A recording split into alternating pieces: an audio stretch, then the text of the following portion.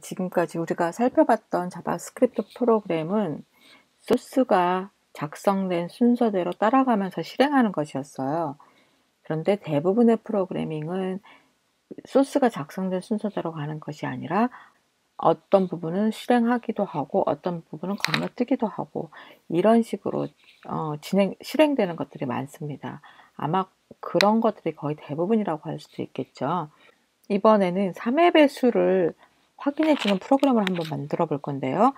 결과 파일을 한번 먼저 확인을 해 보겠습니다. 사용자에게 숫자를 입력하도록 프롬프트 창을 보여주는데 여기다가 여러분이 어떤 숫자든 넣으셔도 돼요. 확인을 누르면 897은 3의 배수입니다 라고 알려주는 거예요. 다른 숫자를 한번 더 볼까요? 확인을 누르면 계속 3의 배수만 제가 넣고 있군요. 3의 배수가 아닙니다. 그러니까 내가 입력하는 숫자를 확인을 해서 3의 배수일 경우 이렇게 하고 3의 배수가 아닐 경우 저렇게 한다. 그런 프로그램을 작성을 한번 해볼 거예요.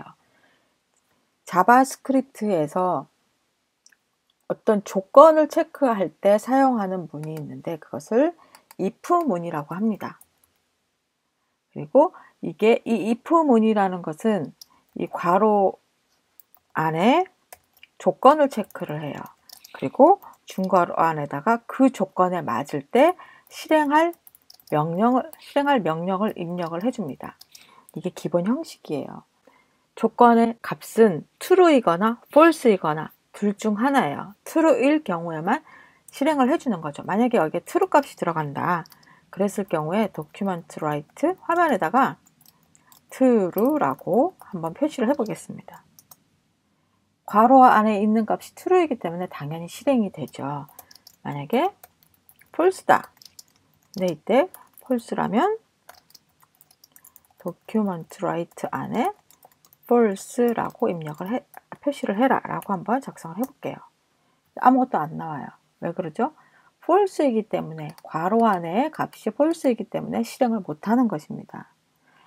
그럼 조건을 한번 true 값이 나올 수 있는 걸 한번 찾아볼게요. 3이 1보다 크다. 그랬을 때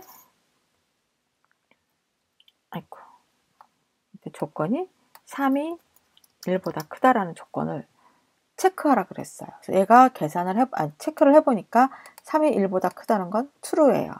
그러면 이 true가 나올까요? 네, true 옆에 또 true가 하나 나왔네요. 그러면 이번에는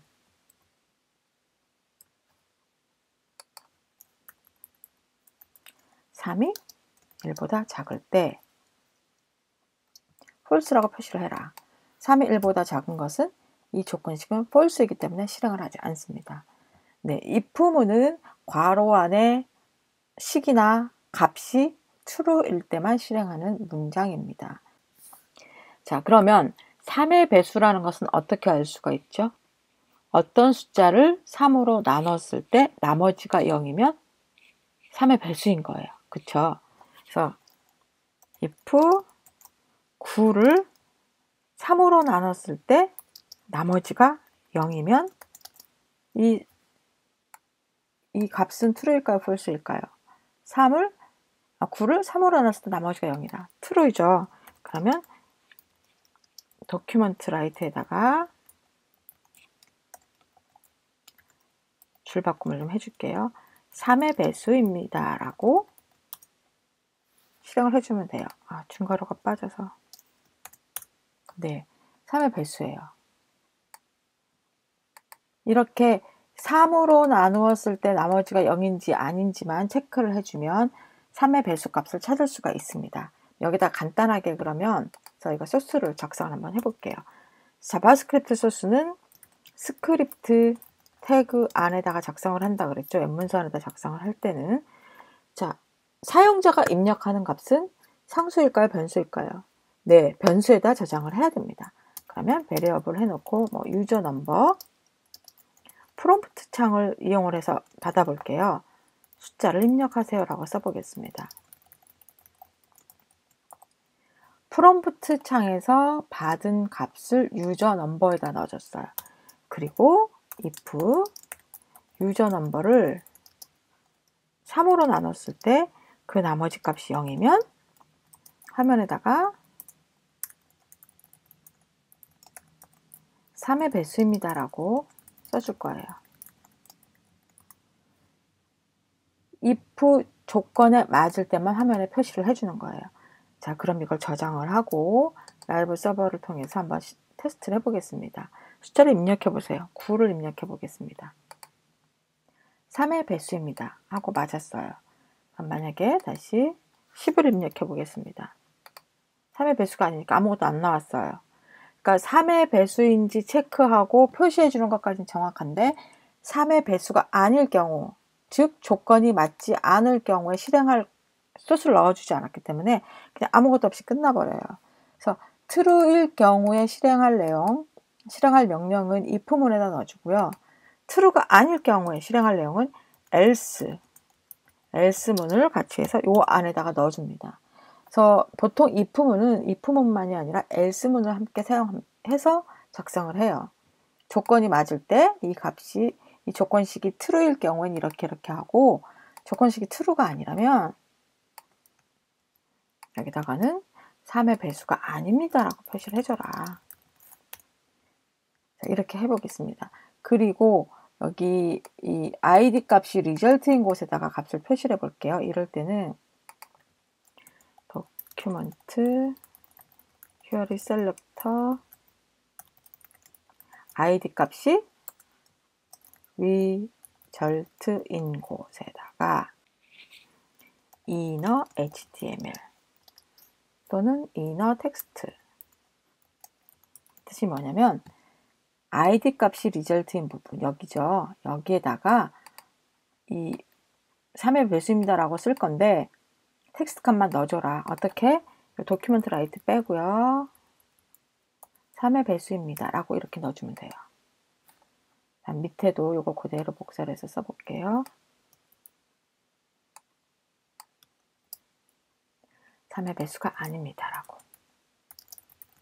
이렇게 바꿔보겠습니다. 자, 그리고 아까 이 부분에 가서 다시 실행을 해보겠습니다. 5를 넣어볼까요? 3의 배수가 아닙니다 라고 나와요. 5를 3으로 나눴을 때 나머지가 0이 아니기 때문에 if를 실행하지 않고 else문에 들어가서 실행을 하는 거죠. 자, 그러면 333을 한번 넣어볼까요? 얘는 3의 배수예요. 자, 이렇게 어떤 조건을 체크를 해서 맞을 때와 맞지 않을 때 두 개로 나누고 싶다면 if문과 else문을 사용을 합니다. 이제 if문과 else문은 어떤 조건이나 조건식 값이 있을 때 true이냐 false이냐를 갖고 작성을 하는 건데 실행할 명령이 아주 간단할 경우에는 조건 연산자를 사용을 할 수가 있어요. 우리가 보통 연산자라 그랬을 경우에 a 플러스 b 이런 식으로 p 연산자가 두 개밖에 없을 경우에는 2항 연산자라고 하는데 조건 연산자는 3항이에요. 어떤 조건을 쓰고요. 조건과 값이나 식이 오겠죠. 이것을 쓰고 물음표 다음에 써요. 그리고 true일 때 실행할 명령을 써주고 콜론을 쓴 다음에 false일 때 실행할 명령 이렇게 작성을 해줘요. 그래서 물음표와 콜론을 합쳐 같이 사용하는 걸 조건 연산자라고 하는데 물음표 앞에는 조건 그리고 콜론을 기준으로 해서 왼쪽에는 true일 때 실행할 명령, false일 때 실행할 명령을 넣어주면 됩니다. 간단하게 연습을 해볼게요. 베리어블에 스코어라는 변수를 선언을 해주고 점수를 내가 90점이라고 해볼게요. 저는 이제 90점을 받았어요. 이 조건을 체크를 하는데 이 스코어 값이 60보다 넘으면 얘는 패스한 거예요. 그러니까 시험에 통과했어요.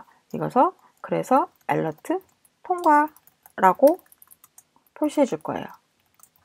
근데 이게 만약에 false이면 alert 실패 라고 표시를 해보겠습니다. 이게 바로 조건 연산자예요. if, else로 했을 경우에는 최소한 대여섯 줄짜리 소스가 됐을 텐데 조건 연산자로 사용을 하면 간단하게 이렇게 한 줄로 표시가 됩니다. 뭘 빼먹었을까요? 물음표를 빼먹었네요, 제가. 그래서 조건 다음에 물음표. 네. 그래서 저는 90점이었기 때문에 통과라고 나왔어요. 그럼 이번에는 스코어에다가 50점을 한번 넣어볼게요. 50점을 넣고 똑같이 위식을 한번 사용을 해보겠습니다. 콘솔 창에서 위로 화살표를 누르면 조금 전에 입력했던 내용을 그대로 입력을 할 수가 있어요. 엔터를 눌렀더니 50점이라서 스코어가 60보다 크냐? 아니죠. 그래서 false 오른쪽에 있는 거 알러트 창에다가 실패라고 표시를 해줬습니다. 이것을 조건 연산자라고 합니다. 이번에는 체크해야 될 값이 많을 경우에 if, else문을 어떻게 사용하는지, 그리고 if, else문이 복잡해졌을 때 대신 사용할 수 있는 스위치문에 대해서 한번 알아보도록 하겠습니다. 자, 저는 여기서 이제 새로운 소스를 한번 작성을 해볼게요. 여기에서는 이제 컨퍼런스에 갔을 때 마케팅이냐, 디자인이냐, 개발이냐에 따라서 어디에서 들어야 되는지 그 세미나실 방 번호를 알려주는 간단한 소스 작성을 해보겠습니다. 베리어블에다가 내가 그 사람의 유저의 입력값을 받아서 유저 인풋이라는 변수에 저장을 해볼 거예요. 어떻게 받냐면 프롬프트 창을 사용을 할 거고요. 마케팅과 디자인, 개발 중에서 입력해 주세요라고 입력을 해보겠습니다. 그래서 이 값이 이제 if문으로 해볼게요. 유저의 인풋 값이 마케팅이면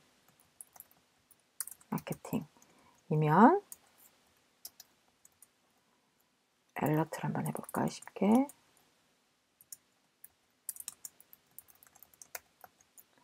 (201을) 호로 가세요 라고 한번 해볼게요. 근데 마케팅이 아니다. 잠시만요. 한번 빠졌네. 마케팅이 아니면 또 따져봐야 되죠. else if 유저 입력값이 그렇다면 디자인이냐 물어봐요. 네, 그렇다면 자, 202호로 보내겠습니다. 네, 마케팅도 아니고 디자인도 아니에요. 그럼 또 else if 유저 입력값이 그렇다면 개발인 것인가? 라고 물어봤고요. 네, 그렇다면 알러트 203호로 가세요. 여기까지 했어요. 근데 입력하는 사람이 마케팅도 아니고 디자인도 아니고 개발도 아니에요. 뭔가 잘못 입력한 거죠. 그러면 이제 마지막으로 else 알러트 다시 입력해 달라고 얘기해야 되겠죠. 다시 입력해 주세요. 이렇게 만들 수가 있습니다. 그래서 if와 else를 했는데 또 체크해야 될 조건이 있다. 그럼 다시 if를 붙여서 이렇게 쭉 연결을 할 수가 있어요.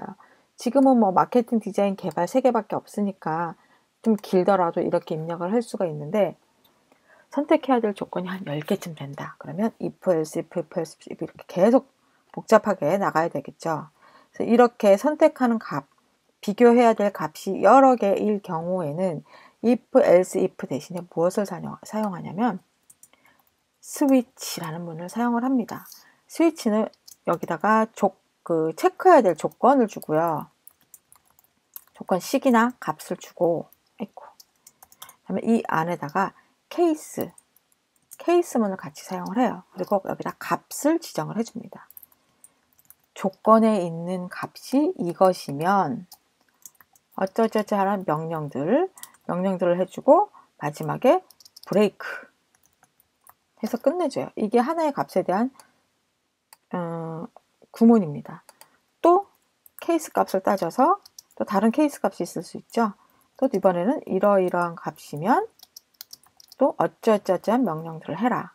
그리고 이번에 또 브레이크를 넣어줘야 돼요. 이런 식으로 지정하는 게 스위치문이에요. 스위치문은 한눈에 딱 보기에도 이 한 조건에 따라서 값이 이렇게 변해간다는 걸 한눈에 확인할 수가 있어서 아주 편리합니다. 그럼 아까 if, else, if 이렇게 했던 것을 스위치문으로 한번 바꿔볼게요.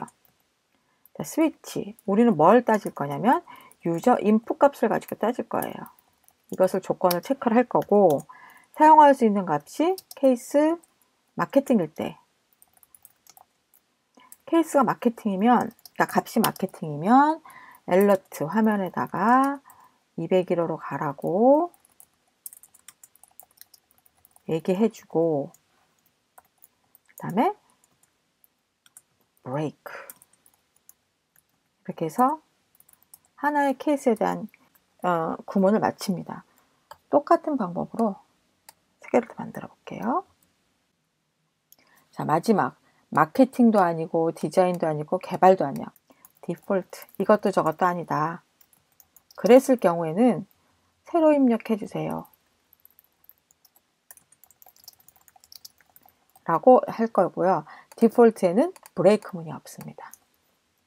이렇게 입력하시면 돼요. 이게 스위치예요. 그래서 유저 인풋 값을 체크를 해서 마케팅이면 이렇게 하고, 디자인이면 이렇게 하고, 개발이면 이렇게 해라.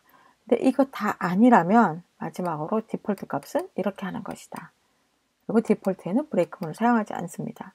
그럼 자, 저장을 하고 어떻게 되는지 한번 확인을 해 보겠습니다.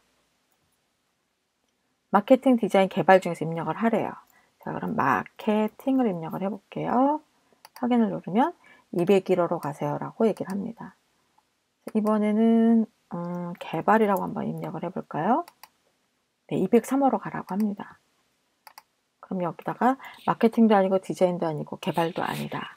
그러면은 뭐가 있을까요? 편집, 확인을 눌렀습니다. 새로 입력해 주세요 라고 나와요. 그러니까 여기 알림창에 표시할 내용은 뭐 여러분들이 정하기 나름이지만 그 입력한 값, 유저 인풋에 따라서 어떠한 명령들을 실행할 것인지를 스위치문과 케이스문을 사용하면 간단하게 지정할 수가 있습니다.